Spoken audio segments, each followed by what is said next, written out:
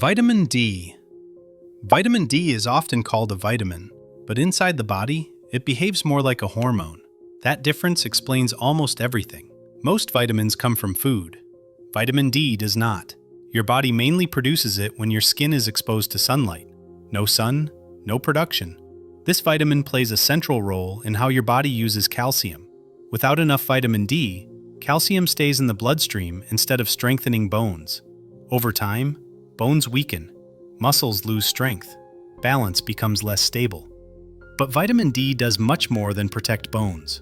It helps regulate the immune system. It influences muscle coordination. It affects mood and energy levels. Nearly every cell in the body has receptors designed to respond to vitamin D. In simple terms, vitamin D acts like a master signal. But here's the critical point most people miss. Vitamin D doesn't work immediately. Your body has to turn it on first. After vitamin D is produced in the skin or consumed from food or supplements, it must pass through the liver and the kidneys. Only then does it become active. For many people, this activation process is inefficient, so it's possible to take vitamin D and still not benefit from it properly. This is why deficiency is so common, not because vitamin D is rare, but because modern life blocks the pathway it depends on. We spend most of our time indoors. We cover our skin. We live at latitudes where sunlight is weak for much of the year. And even when the sun is present, the angle matters. Diet doesn't solve the problem. Very few foods naturally contain meaningful amounts of vitamin D, and supplementation doesn't guarantee effectiveness if activation is impaired. When vitamin D levels drop, the body adapts quietly. You feel more tired. Muscles feel weaker. You get sick more often. Mood slowly declines. None of these symptoms feel dramatic. They feel normal. They feel like stress. They feel like aging. Vitamin D doesn't fail loudly. It fails slowly. Vitamin C. Vitamin C is one of the most familiar vitamins in the world. It's associated with oranges, colds, and immunity. But immunity is not its main job. Vitamin C's most important role is structural. It is essential for producing collagen. Collagen is the most abundant protein in the human body. It forms skin, blood vessels, tendons, cartilage, and connective tissue. It holds everything together. Without vitamin C, the body cannot maintain its own structure. This is why severe deficiency causes scurvy, gums bleed, wounds don't heal, blood vessels weaken. The immune issues come later. The first failure is structural. Vitamin C also acts as an antioxidant. It helps neutralize unstable molecules created by normal metabolism, pollution, and inflammation. This protects cells from damage over time. But here's what really matters. Vitamin C is not stored efficiently. It's water-soluble. What the body doesn't use is quickly excreted. More is not better. Large doses don't boost immunity. They simply overwhelm absorption and get flushed out. What matters is consistency. A steady supply from food matters far more than occasional high doses. Absorption decreases as intake increases. Modern vitamin C deficiency is rarely extreme, but mild deficiency is common. It shows up as slower recovery, fragile skin, frequent illness, and reduced tolerance to stress. Vitamin C doesn't make you stronger. It prevents you from falling apart. Vitamin B12. Vitamin B12 is essential for nerve function, red blood cell production, and DNA synthesis. It is one of the few vitamins the body stores in large amounts, mainly in the liver. This creates a dangerous illusion. B12 deficiency doesn't appear quickly. It develops slowly, sometimes over years. When symptoms finally show up, they are often neurological. Numbness, tingling, memory issues, confusion, mood changes. These symptoms are frequently mistaken for anxiety, depression, or aging. By the time anemia appears, nerve damage may already be established. What really matters with vitamin B12 is not how much you eat, it's how well you absorb it. Vitamin B12 absorption depends on a protein called intrinsic factor, produced in the stomach. If intrinsic factor is low, absorption fails. Age, medications, stomach issues, and gut disorders all reduce absorption. This means someone can eat enough B12 and still be deficient. Vitamin B12 is found almost exclusively in animal products. This increases risk in restrictive diets, but supplementation alone doesn't solve absorption problems. B12 deficiency is quiet. It creeps in slowly, and it targets the nervous system first. Vitamin B12 doesn't announce itself. It erodes function silently. Vitamin A. Vitamin A is critical for vision, immune defense, and tissue maintenance. It exists in two main forms. One comes from animal sources and is ready to use. The other comes from plants and must be converted inside the body. That conversion is not equally efficient for everyone. Genetics, gut health, and overall nutrition all influence how well plant-based vitamin A becomes active. Vitamin A is essential for seeing in low light. It helps the retina detect small amounts of light. The earliest sign of deficiency is difficulty seeing at night.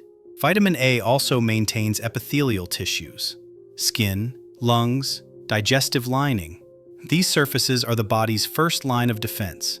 When vitamin A is low, barriers weaken and infections become more likely. But vitamin A has a strict rule. Balance matters. It is fat-soluble and stored in the liver. Too little causes blindness and immune failure. Too much causes toxicity, liver stress, and neurological symptoms. Vitamin A does not tolerate extremes. It is not forgiving. It must be regulated. Vitamin A doesn't reward excess. It punishes imbalance. Vitamin E. Vitamin E is often described as an antioxidant. That description is true, but incomplete. Vitamin E's real job is protection. It lives inside cell membranes, especially in cells that contain a lot of fat. And those membranes are critical. They control what enters and leaves the cell. They allow cells to communicate. They keep structure intact. Vitamin E protects these membranes from damage caused by oxidation. Without enough vitamin E, membranes slowly degrade. Cells don't fail all at once, they lose efficiency. This shows up as muscle weakness, poor coordination, and increased sensitivity to stress. Here's what matters. Vitamin E works in a specific place, inside fatty structures. That's why it can't be replaced by other antioxidants. Water-soluble antioxidants protect different areas of the body. Deficiency is uncommon, but when it happens, it is subtle. Symptoms build slowly and are often misattributed to aging. Excess is a different problem. High doses interfere with vitamin K and blood clotting. Protection becomes disruption. Vitamin E is not a booster, it is a shield. Vitamin K. Vitamin K controls one of the most basic survival mechanisms in the body, blood clotting. Without vitamin K, blood cannot clot properly. Even small injuries become dangerous. But vitamin K has a second role that matters just as much. It tells calcium where to go. Calcium is useful only when it ends up in the right places: bones, teeth. Without vitamin K, calcium can settle where it doesn't belong: arteries, soft tissues. This is why vitamin K is essential for both bone strength and cardiovascular health. Here's the key idea. Vitamin D increases calcium absorption. Vitamin K decides where that calcium is used. One without the other creates imbalance. Vitamin K comes in different forms. K1, found mostly in leafy greens, focuses on clotting.